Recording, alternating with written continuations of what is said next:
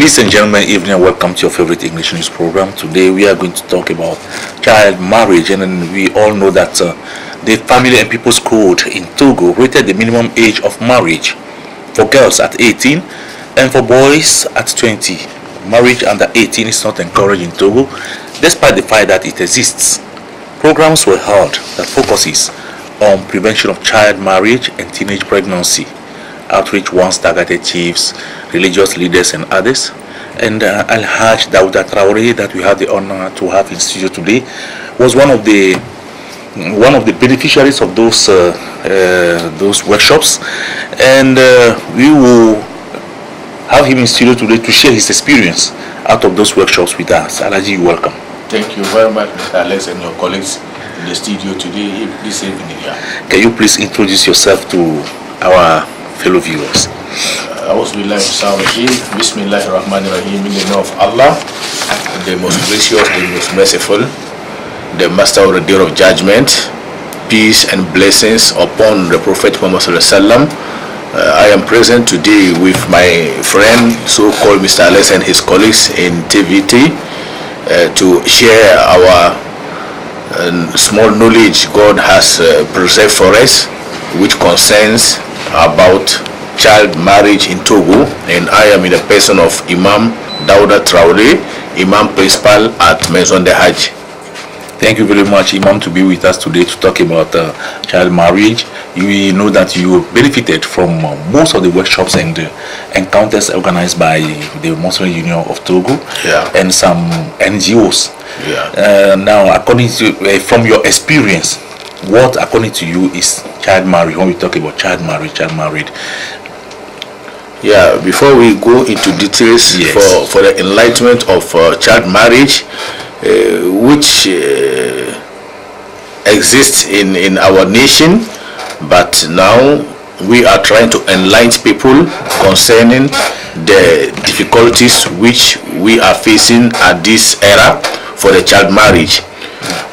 Marriage in general, in Islamic marriage, as quoted in the Holy Quran and the tradition of Prophet Muhammad Sallallahu Alaihi Wasallam, we have to first of all understand this before coming down to our main topic, which is today, child marriage in Islam. Okay. So now, can you give us the understanding of it? According to understanding in Islamic law for marriage, marriage is a legal contract which insists in Islamic law legally between a man and a woman. So we talk about marriage as a contract between a man and a woman, but on a legal way, not illegally. So legally, how do you do it in Muslim communities? Legally, in Muslim communities, when a man is sufficient on himself to have his couple like a wife with him, he have to first of all go and see the parents of the wife, meaning the woman he want her to stay with him. He cannot just go out and pick any woman home. There are rules and regulations which he have to follow by before the woman will be authorized to him. First of all, the father must be present, or if he's dead, somebody must represent the father. That is the first issue. And the second issue, there have to be two witnesses from the boy and from the girl before the celebration will take off. That is how regulations, Islamic regulations, give authorization for marriage. Great. Then we know that in Muslim communities, marriage is really regulated, because we need the witness and parents around. Now, what is the age limit for Muslim women to get married? Mr. Alex, you know, at this era, people are always giving their moral talks concerning what they see in the internet, because they are seeing that the world has been developed in technology, and they come across some difficulties and commit very big mistakes in the community. And others who are Islamic scholars, they take an advantage to quote on behalf of their needs, that the Prophet Muhammad Sallam, he has got married of his wife, so-called Aisha, at early age. Yeah. And this, I am condemning this, and I'm not accepting all scholars who are supporting this to bring confusion in the community. Yeah. If Prophet Muhammad Sallam has got married with a lady at an early age, this is a revelation from Allah to him. Yeah. He is a different person altogether, like us today, compared to the other creators. Yes. Yeah. So marriage, if we are going to take the Islamic regulations, you can never go in for marriage if you are not mentally sufficient. Yeah. Don't see that you are physical fit and you are so long, you are tall. No, you have to have mentality, morality, Yeah. before you go in for marriage. And between 12 to 18, you are still a teenage. You Yes. need to be with your parents. They give you guidelines, they teach you. Then after you pass by 20, you become sufficient morality, and Yeah. that time when you go in for marriage, you can even take care of yourself and your wife and your environment. Good. Now we know that that's your position about marriage within the Muslim communities, and we know others, as you said, you have different scholars who interpret this marriage issue according to themselves. Now, what are you doing as an imam to really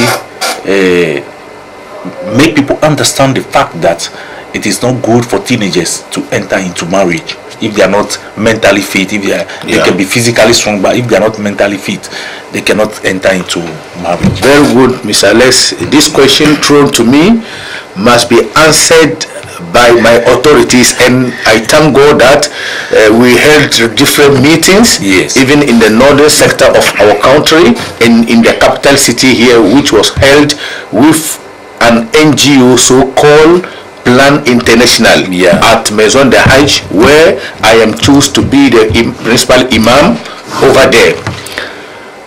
We discussed this, and I was the first person to condemn the teenage marriage. Yes. As I've said from the beginning, that others misquoted to their profit, because others are going out to see the beautiful ladies and they don't think of their age. They want to influence them with money. Yeah. I'm talking of what I know and what I'm seeing. They influence the small ladies with their money, and even up to the parents. If he see that the girl is beautiful and he saw that she's from the poor family, he will just go with the Islamical rules and regulations, whereby it was only assigned for the Prophet Muhammad Sallallahu Alaihi Wasallam, as he married to Nana Aisha when she was 6 years, and he got sexual intercourse with her when she became up to the age of 12. And this is a special issue for the Prophet Muhammad Sallallahu Alaihi Wasallam. But today, many scholars take advantage to blindfold parents with the small money they have and bring this type of teenage girls in their homes just to have the intercourse, which is called in Islam, in Arabic linguistic, nikah. Nikah means sexual intercourse between man and a woman on the legal way. So he will go and give the right and see the parents, but his aim is to have an intercourse with the lady, and later on he divorced with her, and which is very bad in our community. Okay. And God even is anger of those who goes into marriage with advantage. In a short period of time he divorced. God is very angry of those people. Okay, Imam Dawuda Traore, your discussions are very interesting. It's your questions which is carrying me to the answer. Yeah, I'm so happy for the answers you are giving. Thank you. But you give you a brief. We have a report on it's a feature report on child marriage all over the world, especially in West Africa and in African countries. And this report is being brought to us by Philip Badi. Let's have the report. Thank you. and a serious manifestation of gender inequality. An ongoing traditional practice in rural Africa, a societal issue that needs to be addressed.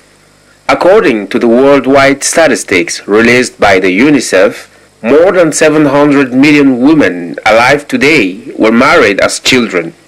17% of them, approximately 125 million, live in Africa. All African countries are faced with the challenges of child marriage, which is widespread in Central, South, and West Africa. Marriage is is an institution and it's very high for a mature person to get into. But getting or pushing girls of teenage ages to get into that institution is like killing them before getting into something very serious.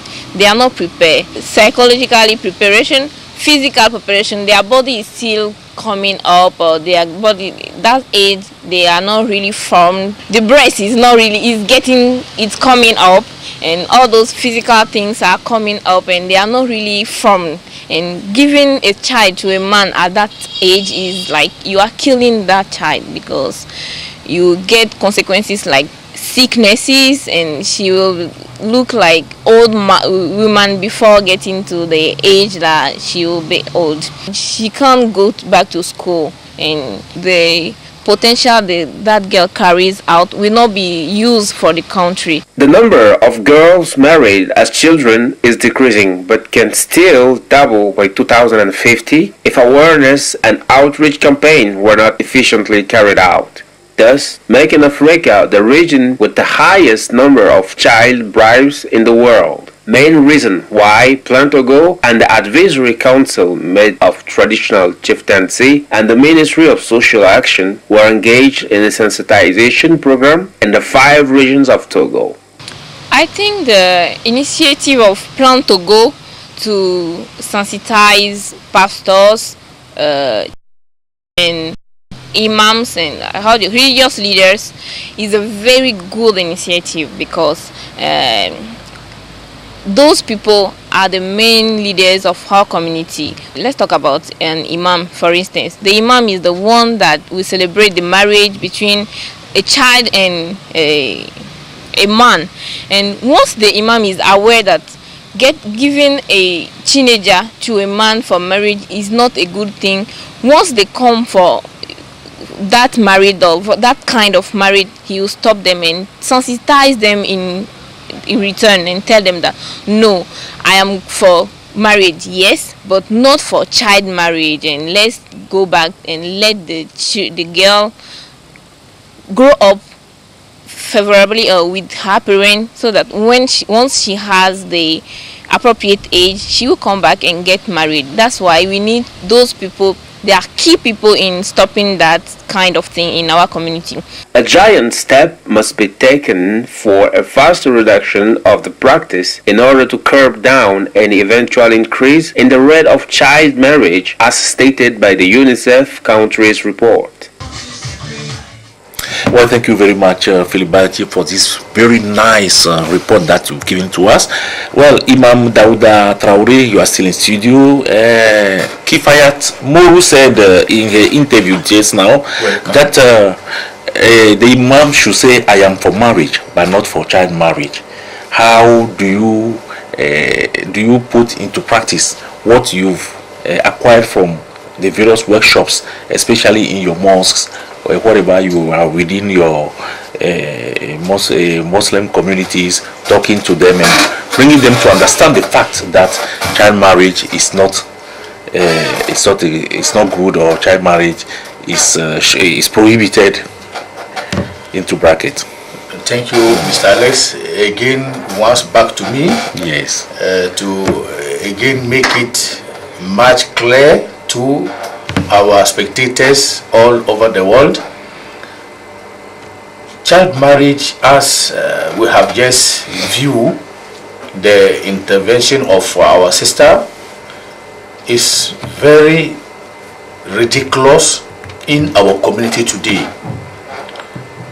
If an imam is the key person who will celebrate this marriage and authorize the husband and the woman, the wife, to be together. He have to see to their moral actions. I've said in the indignant period that don't look at the height of a person or his physical feat. We have to focus at the morality. If his morality is totally matured, he must be over 20 years going above. And what he said, really, it is the best way. We, as the representative of the prophet or the God working doers in the town, and people respect to listen to us, we have to show them the right way. When they come with the aspect like this, you, the imam who is going to celebrate this marriage, you have to judge them first. If you see that they are teenagers, you have to refuse from the earlier time and tell the parents the truth. Yes, you cannot celebrate this marriage between these people because they still lack the morality to live as a father or as a mother. If they bring up children within this age, they are not physical fit morality, and how can they educate the children who are coming after the marriage? This will cause very damage and miserable state in their homes. Okay, Imam, there is one question here I would like to throw to you. Thank you. We always refer to the Sokode or the Lome meeting that was held by the Muslim Union Organization of Togo. That what was said during that workshop or that seminar? I participated the workshop which held in Maison de Hajj. With all the groups you've made mention with, and the forum was open for everybody to share his opinion, how we can work together to go out with a good result in this issue. So at the end of this workshop which held at Maison de Hajj, all the imams who were present there, everybody promised that he will do his best to go abiding the laws and the rules which is nominated by the state. And I was very happy with this issue. And I've told the community which were present there that if we are quoting Allah subhanahu wa ta'ala, his sayings, we have to implement what we are quoting from the Holy Quran. As Allah said, Ati'ullaha wa ati'ur rasula wa ulul amr minkum. We have to follow Allah, his principles and rules. After him, we follow the rules and the principles of the prophet who he sent to us as a teacher. After that, the rules and the regulations of our state authorities, we have to implement it in our daily life. If our country is prohibiting the marriage of teenage, it is compulsory we, the spiritual leaders, to implement it in our daily life and enlighten our community who are listening to us, so that it will be very easy and simple for everybody to come to the understanding, and we have no problem in our community. During that meeting, especially the one you participated in, yes, we could recall that you said that the government should reinforce the laws on child marriage. I've said it, and I advise those who came with us as a community from the state authorities, the representative of the Plan International, and even many of the imams who were there. I beg their pardon before saying this to the public. I said we have to take care and understand that the Islam religion is always bringing our mind back to follow the rules and the regulations of our state security. If it is the state which is prohibiting the child marriage, it is an obligatory option for us to accept it and then enlighten our community and our followers, so that things will go under normal circumstances, and it will be very good for our community, inshallah. Thank you very much, Imam. Time is always almost against that, but let me give you the floor for your last word. If they should ask you to give a message to lawmakers, to parents, and to even children, because we know that sometimes the children also contribute into in that. So if you should give them a message, if you should tell them something, if you should counsel them, you should give them pieces of advice, what will you tell them? You know, my advice goes to the parents. Yes. Children, they have no problem at this issue, because our local fathers who are not educated, sorry for me to say that, they always force to just carry a lady and say, I have given you to this man, go and marry him. This is not done. It is not good at all, even in Islamic law. The two of the couples must have an understanding between them, have the love between them, have the understanding between them. This child marriage always occurs from the parents, because they are lacking the understanding of Islamic laws and the regulations of the country in which they are living.